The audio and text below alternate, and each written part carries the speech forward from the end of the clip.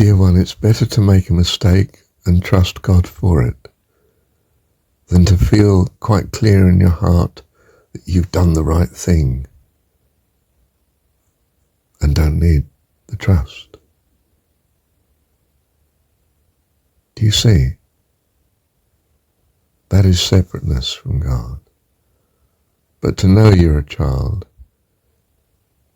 and to, in some sense, be free, of course, to do what you think is right, but in uncertainty as we are here in this world, so often it will be not what's right. I mean, not the perfect will of God in some purest sense. Children are messy, and the love of God comes to their rescue, cleans them up. And that's more important than the child that feels he doesn't need mum and dad and wanders off. And they lose touch. Well, of course, God never loses touch, but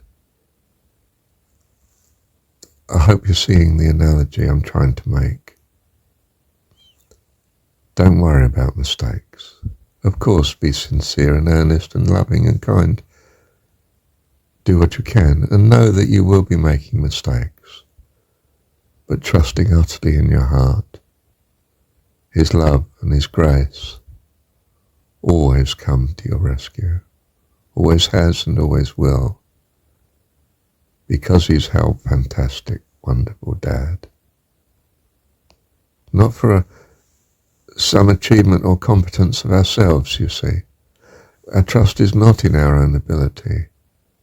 That's frightening when the child is certain of their own competence and correctness. You'd far, far prefer that they hear you. And where they don't hear you, well, you as a parent come to the rescue anyway and lift them up out of the mess. Whoops. He's running across the road, grab him. Do you see what I mean?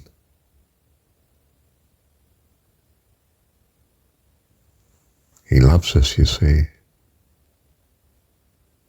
And we love Him. And yes, it is an overwhelming 100% really dependence. When you compare our decision ability, our ability physically and so on, is absolutely nothing compared to the infinity of our Heavenly Dad. He's our provider, our protection, grace to us, loving kindness, our Dad. Thank you so much, Heavenly Dad. Thank you, Dad. Oh, in my particular cases, I've said something and I'm now reversing it to someone. And, they'll be disappointed. I feel that it's the best thing to do. In a sense, from my own point of view, too. That it's a minor gain to them, but a major point to me. I was going to lend my car and I've lent it in the past and it was catastrophic, I remember now. I don't want to repeat that again. I've learnt the lesson. But I don't want to disappoint the person that I've said, oh yes, you can use the car while I'm away. It's important, but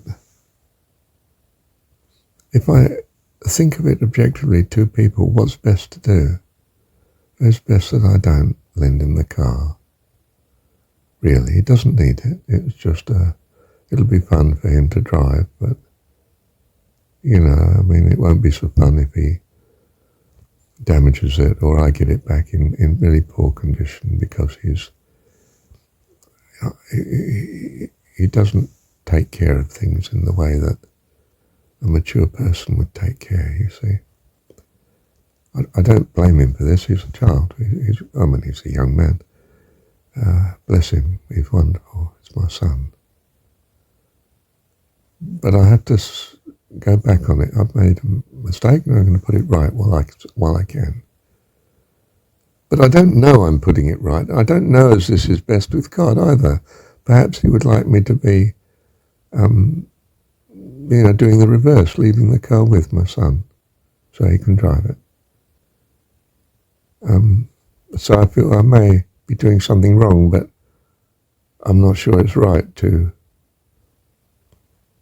lend it in this circumstance. I mean, if my son really needed it, my goodness, I'd give it, of course. I mean, but it's not that. And you're not there to sacrifice your needs. You're there to say, well, there's two people here. There's Marshall and there's his son. And it's best, objectively, these two children. Marshall is a child as well, you see, of God.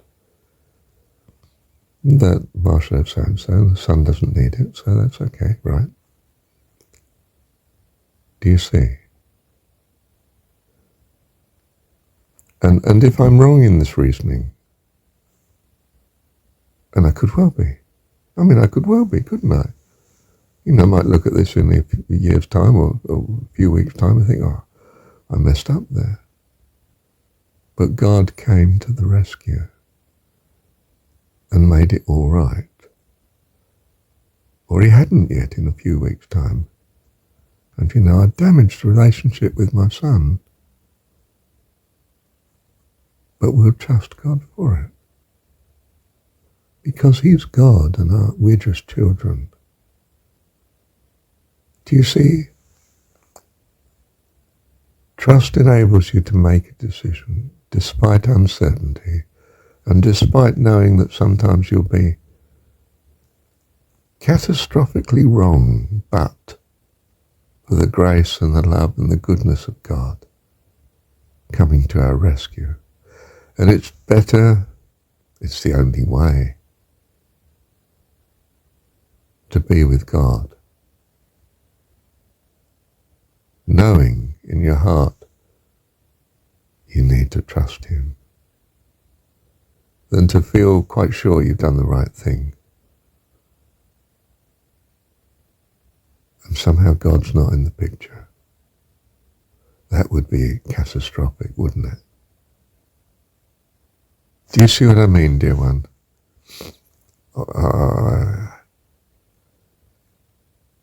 Decision-making in uncertainty, you see.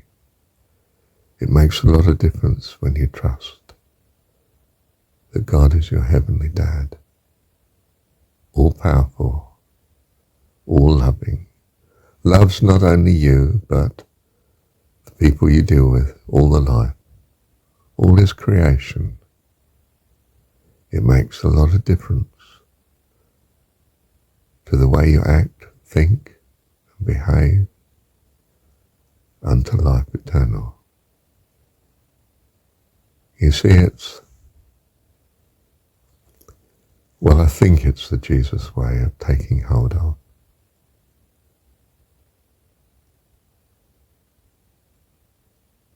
True relationship, that God is our dad, and we are his children.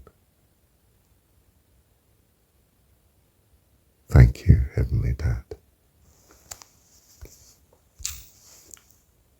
So again I say unto you, trust in the Lord with all thine heart, and lean not unto thine own understanding. In all thy ways acknowledge him, and he will direct thy path. For thou wilt keep him in perfect peace whose mind is stayed on thee, because he trusteth in thee. Thank you, Heavenly Dad. You see, every time you pass a need by, a need that's being presented or that's implied, you're not certain that you're doing the best thing. But equally, you're not certain when you meet a need that you're doing the right thing either. You may be casting in pearls before swine, and but for the grace of God, they would turn again and rend you. Do you see? Trust is the very heart of the relationship. All relationships, they turn on this faith in each other, trust. You can't have a marriage without trust. When the trust goes, the marriage is ended. They may still be physically together, but it's ended. It's tragic. Absolutely tragic. You're not going to do that with God, dear one. You're fixed on him. You've experienced much life here in this contrasting, uncertain world. And you come to the conclusion you're going to trust him with all you can and trust that he will come to your rescue, even where you can't. Does that sound like a strange thing to say?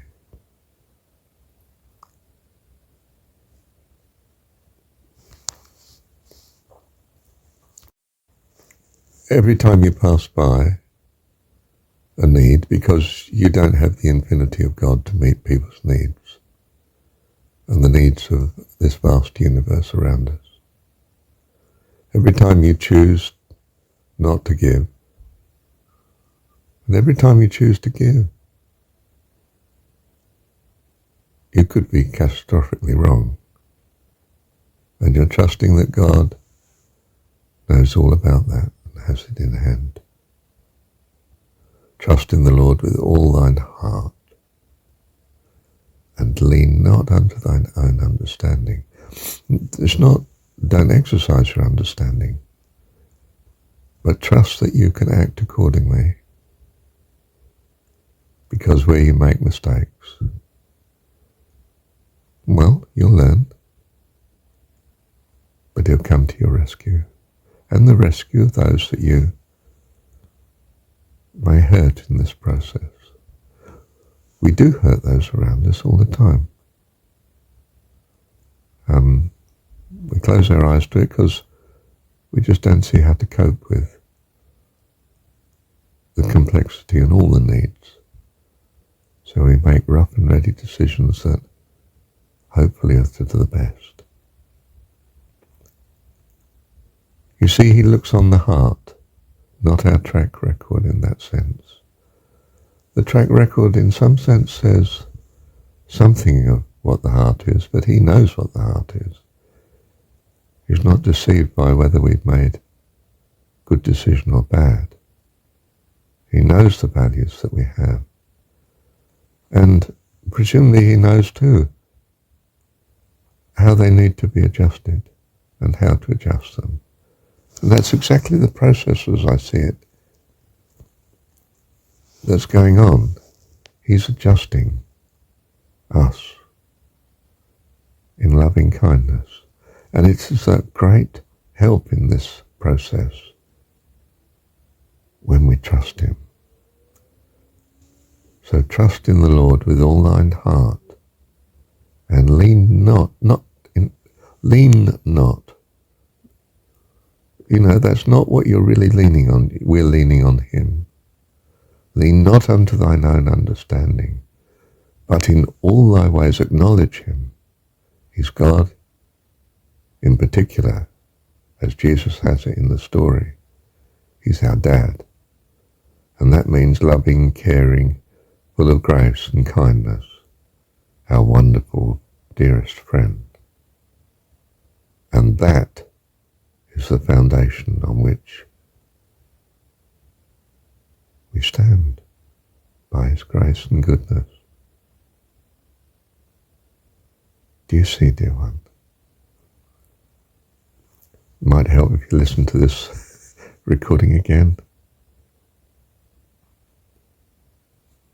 Bless you. Thank you, Heavenly Dad.